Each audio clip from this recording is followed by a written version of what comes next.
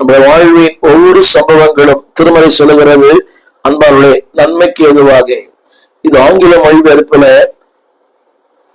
இப்படி எழுதப்பட்டிருக்கிறது. Naturally it is bad, spiritually it is good. அன்பானவர்களே, அது மட்டுமல்ல, அடுத்த வார்த்தை இப்படி சொல்லப்பட்டிருக்கிறது. தேவன் யாராய் இருக்க நம்மை விரும்புகிறாரோ அவராய் நம்மை மாற்றவே இந்த பாடலில் அனுமதிக்கிறார். நாம் யாராய் இருக்க வேண்டும் என்று அவர் விரும்புகிறாரோ அவராய் மாற்றப்படுவதற்குத்தான் இந்த பாடுகள். சொல்ல இந்த வார்த்தை டிரான்ஸ்ஃபார்ம்.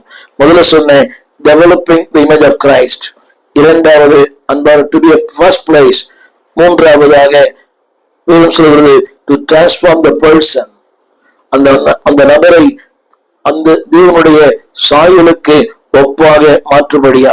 எனவே தான் 29 வசனத்தில் எழுதப்பட்டிருக்கிறது, தம்முடைய குமாரன் அநேக சகோதரருக்குள்ளே முதற் பேரானா இருக்கும் பொருட்டு.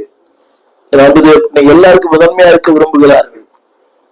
எல்லா ஊழியர்களுமே நடுவே அமர வேண்டும், பாட வேண்டும், அவருக்கு வாய்ப்பு தர வேண்டும், சந்தர்ப்பம் தர வேண்டும். கவனிங்கள், அந்த முதற் பேரான இருக்க வேண்டுமானால் கவனிங்கள், இப்படிப்பட்ட பாடுகள் வழியாய், போராட்டங்கள் வழியாய், பிரச்சனை வழியாய் இரண்டாவது ஒரு வார்த்தை எழுதப்பட்டிருக்கிறது, முதற் பேரானவராய் இருக்கும் பொருட்டு. இரண்டாவது தன்னுடைய குமாரனுடைய சாயலுக்கு நம்மை முன்குறித்திருக்கிறார். என்னை கேட்டுக்கொண்டிருக்கிற அன்புதேவ பிள்ளையே, அவருடைய குமாரனுடைய சாயலுக்கு உங்களையும் என்னை முன்குறித்திருக்கிறார். நன்றாக கவனிக்க வேண்டும். தி இமேஜ் ஆஃப் கிரைஸ்ட், அந்த சாயலுக்கு அவருக்கு முன்குறித்து விட்டார். இன்றைக்கு நம் யாருடைய சாயலும் பெற்றுக்கொள்ள விரும்புகிறோம். இந்த வாலிப பையன்கள் எல்லாம் பாருங்களேன், அவரை போல இவரை போல அந்த செய்ய அலங்காரம் இந்த செய்ய அலங்காரம் காலத்துக்கு ஏற்ற மாதிரி. அன்னைக்கு ஏழைகள் தான் கிழிஞ்ச பேண்ட் போடுவாங்க, இன்னைக்கு பணக்கார பிள்ளைகள்லாம் கிழிஞ்ச பேண்ட் போடுறாங்க. காலங்கள் மாறுகிறது.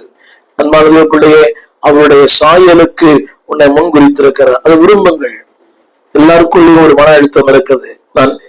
நான் இப்படி சிவப்பா இல்லை, கருப்பா இருக்கிறேன், உயரமா இல்லை, குட்டையா இருக்கிறேன், ஸ்லிம்மா இல்லை, ரொம்ப குண்டா இருக்கிறேன். அது முக்கியம் அல்ல. தேவன் அவருடைய சாயலுக்கு முன்குறித்திருக்கிறாரு, அதுதான் முக்கியம்.